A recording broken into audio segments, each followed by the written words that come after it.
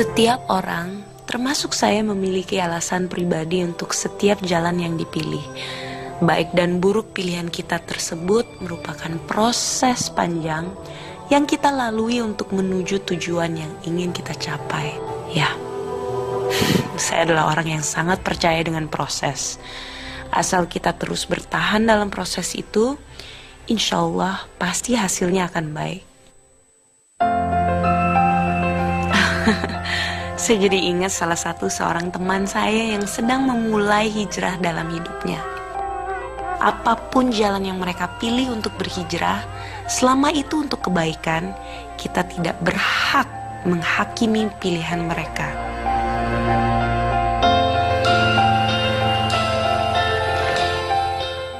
Assalamualaikum warahmatullahi wabarakatuh. Waalaikumsalam. Aku seneng banget loh, ternyata kita tetanggaan banget loh. Saking ketanggaan gak pernah ketemu. Karena kamu lagi sibuk apa sih sekarang? Lagi syuting Ramadan. Oke. Dan menguras tenaga, capek, lelah. Lumayan setelah sekian lama off syuting kan, udah lama banget dari mulai hamil sampai melahirkan. Terus tiba-tiba syuting lagi kayak agak kaget, walaupun kan sekarang memang jamnya agak dibatasin karena kan punya baby ya. Jadi kayak udah perjanjian sama Wisnu, udah kamu jam 10 harus pulang. Tapi pasti sekarang kan lifestyle kamu juga sudah berubah ya. Dengan kamu dan Wisnu. Zaman dulu aku inget banget nih, ini dua couple nih kayak Brad Pitt sama Angelina Jolie yang gaul banget ya kan, kemana-mana kayaknya wah, pokoknya the it couple. Terus sekarang tiba-tiba berdua juga hijrah. Setelah menikah gimana rasanya? Sebenarnya yang pertama kali hijrah Wisnu gitu kan. Mungkin apalagi kita di dunia entertain, semua orang yang ketemu Wisnu pertama tuh kaget. Kayak misalnya kayak, Wisnu apa kabar? Baik, kayak gitu. Gue udah salah apa sama lo, Du? Padahal memang dia lagi mau berubah. Apa trigger utama yang akhirnya membuat Wisnu hijrah? Sebenarnya Wisnu mulai hijrah itu sebelum nikah. 2 tahun sebelumnya udah ngelamar aku gitu, tapi aku belum siap karena aku ngeliat Wisnunya juga belum siap menjadi imam gitu. Jadi seburuk-buruknya gue waktu itu, gue tetap memikirkan mendapatkan imam yang baik karena supaya semua perempuan pasti kan pengen kita berubah dong gitu kan. Jangan sampai kita menikah pun masih menjadi orang yang sama gitu kan. Nah di situ mungkin menjadi gejolak Wisnu juga kayak oke, gue harus menjadi imam yang baik gitu. Dan alhamdulillah banget dia bener-bener sebelum lamar aku tuh dia udah berubah banget. Dia bisa menunjukin ke bapak aku yang lumayan Islamnya kuat. Jadi kayak ngeliat Wisnu dulu kayak dia belum bisa ngajarin lu segala macam gitu. Dan Wisnu berubah kayak gitu yang bikin papaku seneng banget gitu. Yang pada akhirnya dia ngelamar, ya udah aku nggak mau pikir panjang, ini orang udah cocok banget jadi imam dan insya Allah bisa ngebawa aku dan anak aku menjadi orang yang lebih baik lagi gitu. Dan lucu banget, maksudnya kayak sebelum nikah tuh kayak aku kan belum berubah sama sekali ya. Jadi kayak yang aku habis pengajian nih, ya terus kita nggak usah ketemu. Hah? Nggak ketemu? Kenapa? Itu masih 9 bulan mau nikah, gue biasa pacaran ya. Iya. Kata Ustadz aku pacaran nggak boleh. Gue juga udah tahu kali dari SD ya pacaran nggak boleh. Terus ya udah udah terlanjur gitu kan. Iya kita nggak usah ketemu ya, kita taruh aja. Udah telat keles, kita udah 3 tahun pacaran masih mau taruh. Udah telat banget. Terus kayak ya udahlah daripada banyak dosa. Dan akhirnya nggak ketemu? Gue nggak bisa teh. Jadi kayak kita nggak usah ketemu, itu jarang banget loh ketemunya. Sampai gue ke London, sampai kayak udah gue nggak mau ketemu di calon suami gue ini. Jadi kayak ya udah aku mau ketemu tapi harus banyak orang ya. Aduh Wisnu aliran apa ini ya? Kalau ketemu kayak biasanya pegangan tangan segala macam. Sekarang udah enggak yang tatapan mata aja pasti nggak mau dia. Pasti kayak udah deh yang kamu ketemu. Yang gitu. Wah aku sih rese banget kayak. Berarti godaannya dari kamu sebenarnya. Wah dulu saya Tani Rojim banget udah. Kalau memang dia lagi mau berubah. Menurut kamu waktu dia jenggotan, karena Agus lagi baru mau mulai juga nih, tiba-tiba bagus dong. My teddy bear, ya kan jadi beruang lucu-lucu unyu-unyu gimana gitu. Jadi pas Wisnu jenggotan kayak yang belum dicukur ya? Iya belum. Sama banget. Terus minggu depannya yang kayaknya udah kepanjangan deh, belum dicukur ya? Iya belum. Dia belum mau ngasih tahu aku gitu. Jadi pas udah minggu besok kayak Allah Akbar udah panjang banget kan. Terus yang kayak lo harus cukur deh, ini udah panjang banget loh. Sayang, jenggot itu sunnah. oh sunnah ya, emang nggak boleh dipotong ya? Ya pandangan orang mengenai sunnahnya jenggot itu berbeda-beda. Tapi keutamaan orang yang menjalankan sunnah itu luar biasa kayak gitu. Jadi memanjangkan jenggot itu seperti membiarkan malaikat yang bergantungan. Jadi kayak sayang, jangan sampai kamu jadi orang-orang yang menghakimi sunnah-sunnahnya Rasul. Kalau misalnya kita menghina sunnahnya Rasul, berarti kita bukan dari golongan itu sendiri. Oh iya oke deh, terserah lu mau jenggot seperti apa. Tapi kamu sendiri secara pribadi, secara seorang wanita yang Lebih suka rapih, jujur. berarti lebih suka nggak pakai jenggot? Enggak, aku nggak suka yang nggak jenggotan. Aku suka jenggot tapi nggak sepanjang itu juga kayak gitu. Oke. Ada lagi nggak selain jenggot, misalnya celana? Celana cingkrang. Kalau misalnya masalah celana ya, Terus dipotong semua gitu celana? dia dipotong. Jadi ada yang dipotong, ada yang digulung. Yang penting tidak di bawah mata kaki gitu kan. Tapi kalau masalah itu aku nggak apa-apa karena itu kan British fashion. Jadi ya udahlah. Korea juga gitu. Iya, still look good lah, nggak apa-apa, keren malah kalau gue bilang kan. Iya, iya. Cuman ya ada yang ngejelasin, oh dalilnya apa, oh ini, oh ternyata nggak boleh ya melebihi mata kaki. Apa sih dalilnya? Aku nggak berani ngomong dalil ya di sini, cuman kalau melebihi mata kaki itu maksudnya supaya tidak sombong kalau zaman dulunya kayak gitu. Ada yang bilang kalau nggak, kita niatnya kalau nggak sombong ya nggak apa-apa. Oh ya udah terserah kayak gitu. Cuman aku paling nggak suka orang-orang yang kayak, oh lu aliran ini, lu aliran ini. Bisa cuma jawab, saya Islam yang mencoba untuk menjalankan semua kewajiban dan menjalankan sunnah kayak gitu. Mungkin itu satu hal yang sangat menarik karena aku juga setuju bahwa Islam itu satu, ya milik semua umat. Iya betul. Jadi kadang-kadang sangat sedih, terutama untuk teman-teman seperti kalian gitu. Aku tahu waktu Wisnu juga memutuskan untuk tidak mengazankan adzan. Iya. Itu padahal itu adalah momen yang sangat bahagia untuk kalian berdua ya. Terus Tapi orang akhirnya bully semua. itu juga adalah pilihan. Pasti Wisnu juga ada pemikirannya Iya. sendiri kenapa dia tidak melakukan Mengazankan. Jadi hal bukan tersebut. berarti kita nggak ngebolehin mengazankan. Jadi Wisnu lebih memilih untuk melantunkan ayat suci. Oh itu kan Islam juga ya kan. Memang ada hadisnya mengazankan ketika bayi baru lahir. Tetapi seperti yang kita pelajari, hadis itu nggak sahih. Hadis itu doif gitu. Jadi aku tapi memang waktu itu kurang setuju sama sikap Wisnu yang waktu preskon dia ngomong, akhirnya Wisnu menyesal, lebih baik hal-hal kayak gitu sensitif tidak usah diomongkan, yang akhirnya kan kita membuka orang untuk berdebat kayak gitu, itu kan juga nggak baik kan, akhirnya jadi kayak lu aliran ini, lu aliran ini, lu aliran gini kan. Jadi kalau Wisnu juga ya harusnya waktu itu aku nggak usah menjawab pertanyaan itu kayak gitu. Tapi ya orang yang keluarga aku juga masih banyak yang ngazan, ya nggak apa-apa, azan juga kan hal yang baik kayak gitu. Jadi terserah pandangan orang lah. Semuanya kan kita lihat dari manfaat dan mudarat. Iya, Selama benar. manfaatnya ada, Lebih baik ya terserah kayak silakan. gitu. Dan semua orang juga punya pemahaman dan level yang berbeda-beda. Benar. Oke.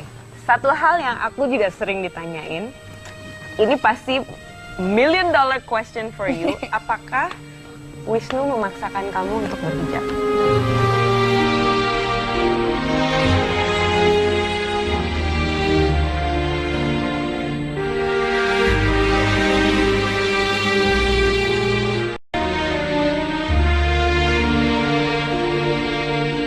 Ini pasti $1 million question for you. Apakah Wisnu memaksakan kamu untuk berhijab? Enggak. At all? Enggak. Sama sekali? Dia nggak pernah maksa sih. Cuman dia akan menanya sebagai suami, karena setelah kita melakukan hijab kabul, kewajiban suami itu semuanya itu tanggung jawab suami, bukan bapak lagi kan. Betul. Jadi menurut aku sangat wajar Wisnu nanyain aku setiap hari, sayang kapan pakai kerudung, sayang pakai kerudung. Tapi dia nggak pernah memaksa. Jadi kayak, tapi kalau dia menasehati aku, kan ada 3 tahap. Menyuruh, menasehati, sampai mendoakan. Wisnu udah sampai tahap ketiga mendoakan, which is seperti kepercayaan aku, lu kalau sampai udah ngedoain, dosanya ke gue bukan lo lagi gitu kan. Itu di momen yang aku sampai nangis, sampai sedih banget kayak, yang udah deh, gue nggak pakai kerudung, itu udah tanggung jawabnya aku sama yang di atas, karena lu udah sampai tahap ketiga, yaitu lo udah mendoakan istri lo kan. Di situ Wisnu nangis, yang bukan masalah aku yang dosa, tapi aku juga pengen masuk surganya bareng-bareng. Itu aku yang, oh ya udah. That's goosebumps. Aku nggak mau istri aku cinta, aku ngelihat terjerumus neraka cuman gara-gara nggak pakai kerudung. Aku sedih banget. Jadi yang ya udah. Berarti memang dia mikirin aku buat di atas gitu kan. Jadi ya perempuan itu kan lemah, jadi nggak usah pakai cara-cara yang maksudnya, aduh susah deh. Jadi aku seneng Wisnu di pengajian itu bener-bener dia mengutamakan perempuan banget. Jadi kayak dulu kan Wisnu maksudnya agak lumayan galak gitu setelah nikah dia ngambil pengajian itu. Dia tuh kayak tiap malam kayak, ya kamu diamin aku ya, kamu tersinggung gak sama kata-kata aku minta maaf banget ya. Karena aku yang aku jalanin gak ada artinya kalau misalnya ngebuat istri aku tuh sakit hati. Maksudnya aduh Wisnu tuh berubah banget gitu. Jadi kayak perempuan gitu. Perempuan tuh harus diutamakan dalam Islam. Jadi kayak semuanya tuh dijalanin, yang penting gak ngegores hati aku gitu. Jadi kayak sedih aja Wisnu berubah. Udah, jangan. Speechless. Udah. Aku speechless banget. Wisnu pernah nyatet kajiannya, itu tentang perempuan gitu. Dia tiba-tiba pulang, datang ke kamar, dia bilang, "Yang, aku minta maaf ya, lu gak salah apa-apa. Maaf kenapa? Iya, maksudnya selama ini aku suka ngomongnya agak keras kayak gitu. Padahal kita sama perempuan tuh gak boleh keras kayak gitu." Enggak kok, biasa aja. Dia ngomong itu sampai yang, kamu tahu gak sih Nabi Muhammad aja yang itu seorang nabi, seorang rasul, seorang pemimpin perang, dia tuh nggak pernah keras sama istri-istrinya, dia nggak romantis sama istrinya. Waktu itu Nabi Muhammad pulang malam, Siti Aisyah lagi tidur. Dia nggak mau ngetok pintunya dan dia tidur di depan kamarnya sampai pagi. Itu yang kayak, aku minta maaf banget ya, maksudnya kayak aku sering marah, aku nggak pernah romantis kayak gitu. Dia sampai nangis, maafin aku ya, aku nggak pernah romantis.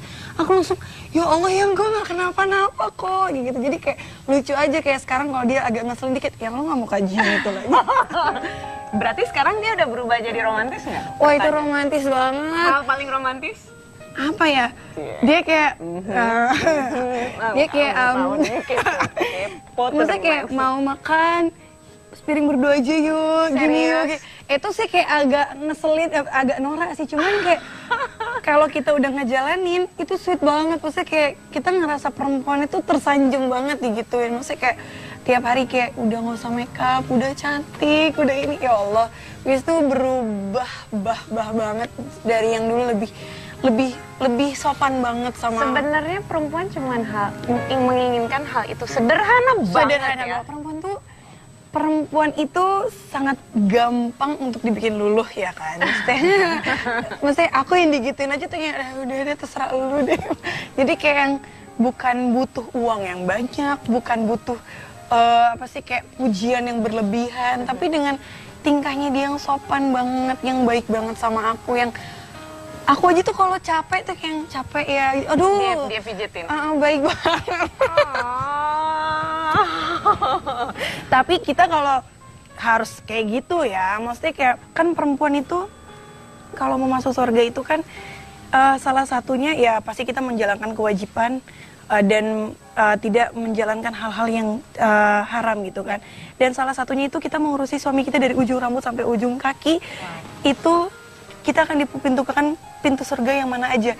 Satu itu pintu surga yang mana semua aja, terserah pilihan, ya. Mau masuk surga yang mana aja, yang penting kita bisa menjadi istri.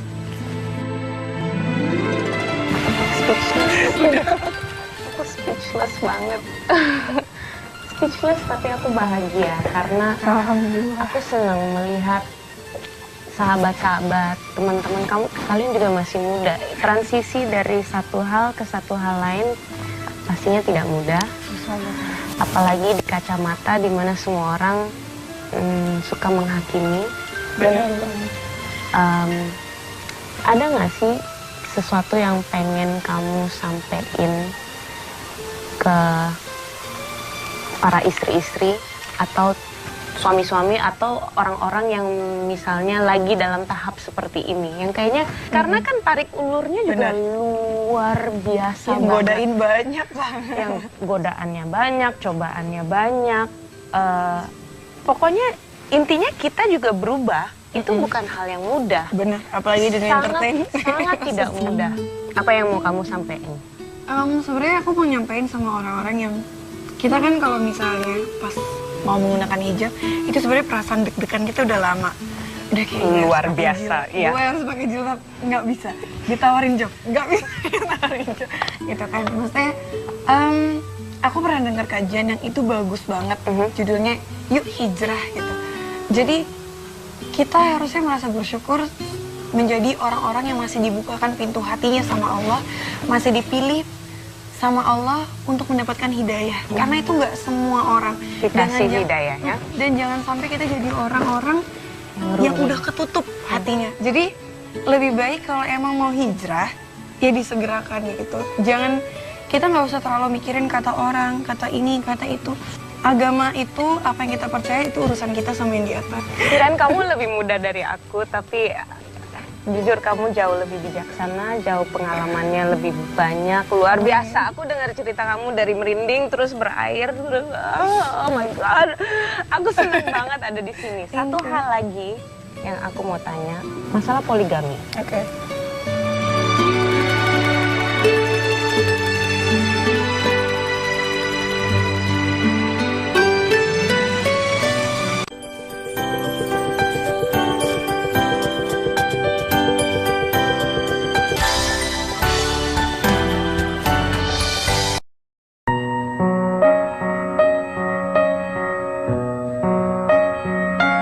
Satu hal lagi yang aku mau tanya, masalah poligami. Oke. Wisnu pun pernah aku tanyakan hal yang sama kayak gitu. Wisnu cuma pesan, kamu jangan sampai ngomong enggak sama poligami. Karena itu nggak boleh kayak gitu. Tapi kalau kamu tanya aku nggak nanya dia, aku nanya ustadz-ustadznya dia. Ustadz, kalau masalah poligami gimana? Karena dia akan ngikutin lo nih. Aku senang banget jawaban mereka, sangat amat bijaksana. Dan poligami itu sunnah. Adil itu wajib. Kita adil sama anak 1 sama 2 aja susah banget. Apalagi adil sama istri pertama sama istri kedua gitu. Kalau merasa tidak sanggup, ya udah. Lebih baik tidak Lebih baik usah. tidak Adil itu sangat amat susah. Dengan ustadz yang ngomong gitu, oh ya udah oke. Underline, Seneng bold, banget. italics, langsung cat. Tapi maksudnya itu pandangan masing-masing, ya Ya. kan? Dan Wisnu sangat amat setuju dengan hal itu dan aku sangat amat lega. Kita sebagai umat Islam nggak boleh ngomong enggak sama poligami, tapi hati nggak bisa nolak juga, walaupun jaminannya surga ya kalau ikhlas. Nah itu dia, itu bisa ikhlas. menjadi PR kita juga Nggak kan. bisa ikhlas. Oh, kita jangan ngomong yang berat-berat ya, kita ngomongin Adam aja boleh nggak? Oke. Okay, so what makes you smile now? What is? Adam lah. Okay, so you've got one child, Alhamdulillah. sudah punya anak, ganteng banget, Ya Allah, alhamdulillah, masya Allah. dan sangat lucu, insya Allah menjadi anak yang soleh. Amin, amin ya Rabbal Mau alamin. tambah lagi? Mau kalau dikasih lillahi ta'ala aja, nggak nunda, nggak program mempercepat juga. Ya udah dibawa santai aja. Maksudnya kalau kita udah percaya sama yang di atas, kita sih nggak terlalu nggak neko-neko sih hidupnya, jadi kayak Okay. So now you're not only a daughter, udah pasti. You're not only a sister, not only a wife, tapi you're a mother. What does that mean to you? seorang ibu itu adalah pekerjaan perempuan yang sangat amat luar biasa, anugerah yang luar biasa, dikasih kepercayaan, umur 23 tahun, punya anak. Disebut lagi umurnya. Susah loh, umur muda. 23. Di balik itu gue masih harus nambahin tuh umurku sama dia. Gak apa-apa. Maksudnya kayak waktu awal aku nggak pernah kepikiran umur muda itu punya anak. Perjuangan hamil juga nggak gampang, sakit, masuk rumah Kamu sakit normal, 5 kali. Normal. Normal ya? Normal. Melahirkan prosesnya 28 jam. Induksi 3 kali. Aku sampai bilang sama Wisnu, yang kayaknya gue mati nih di sini. Sakit banget. Karena terlalu lama gitu kan. Maksudnya kayak proses terlalu lama. Melahirkannya sih nggak sakit, tapi prosesnya itu kayak, wah itu luar biasa sih. Jadi kayak cuman pas Adam keluar nangis, hilang sakitnya. Itu masih proses digunting, dijahit segala macam, itu udah nggak ada rasanya. Dia udah nangis, yang ya udah sih terserah dokter lo mau ngapain, kayak anakku udah di sini. Jadi kayak aduh itu luar biasa banget. Dan aku maksudnya ngedoain semua yang belum ngerasain jadi ibu, mudah-mudahan segera dikasih kepercayaan. Amin. Keputusan untuk berhijrah pun pasti berbeda-beda juga. Ada yang berhijrah karena ada pemicu, atau mungkin Allah memberikan hidayah berupa mimpi atau kejadian-kejadian yang dialami. Shiren, terima kasih banget atas waktunya. Shiren, sebelum pulang aku punya hadiah nih buat kamu. Thank you. Tada! Selamat nikmati. Makasih udah datang, udah diajak ngobrol, dikorek-korek banyak. Dikasih hadiah buat buka lagi. Tahu aja, aku seneng banget sama Wisnu makan ini. Jadi inget momen-momen bareng dulu syuting. Cie, so romantis ya bro. Sama dong kayak aku sama Agus. Emang paling indah ingat momen kebersamaan kita ya. Aduh, aku mau makan Oreo juga di rumah. Langsung pulang ya? Tunggu. Sebelum pulang, selfie dulu ya. Oke. 1, 2, 3. Hari ini saya senang banget bisa bicara sama Shiren karena dia sudah membuka pikiran saya lebih luas lagi mengenai totalitas hijrah. Kita tidak berhak menghakimi jalan yang dipilih setiap orang untuk berhijrah. Dan apapun jalan yang mereka pilih, mereka pasti punya alasan. Karena sesungguhnya hanya Allah yang tahu niat dan akhir sebuah proses. Barang siapa berhijrah di jalan Allah, niscaya mereka mendapati di muka bumi ini tempat hijrah yang luas dan rezeki yang banyak. Barang siapa keluar dari rumahnya dengan maksud berhijrah kepada Allah dan Rasul-Nya, kemudian kematian menimpanya sebelum sampai ke tempat yang dituju, maka sungguh telah tetap pahalanya di sisi Allah, dan adalah Allah Maha Pengampun lagi Maha Penyayang. Surat An-Nisa ayat 100.